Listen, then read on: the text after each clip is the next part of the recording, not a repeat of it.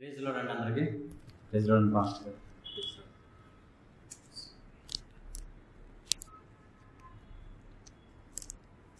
18వ కీర్తన మనము గడిచిన వారంలో ధ్యానించుకున్నాం 7 వచనం వరకు. మిగతా వచనాలు ధ్యానించడానికి ప్రయత్నం చేద్దాము. ఈ కీర్తన ఎందు నిమిత్తం ఈ కీర్తన రాయబడిందో గుర్తుందా? మనము లాస్ట్ టైం మాట్లాడుకున్నాం. ఆ కాంటెక్స్ట్ కూడా ఒకసారి మనం చదువుదాము. 18వ కీర్తన ప్రధాన గాయకునికి యెహోవా దాసుడైన దావీదు కీర్తన. అతని శత్రువులందరి చేతిలో నుండి, సౌలు చేతిలో నుండి యెహోవా అతని తప్పించిన దినమున దావీదు గీతవాక్యములను చెప్పి యెహోవాను స్తోత్రించి అతడు ఇట్లనెను. వర్షిప్.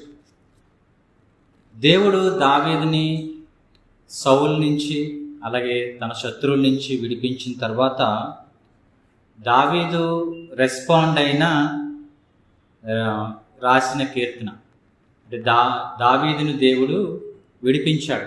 చాలా సంవత్సరాలు దావీదు పరిగెడతా ఉన్నాడు, గుహల్లో దాక్కుంటున్నాడు, మౌంటైన్స్ ఎక్కుతున్నాడు, వేరే వేరే ప్రాంతాలు తిరుగుతూ ఉన్నాడు సౌలు నుంచి దొరకకుండా పారిపోవడానికి.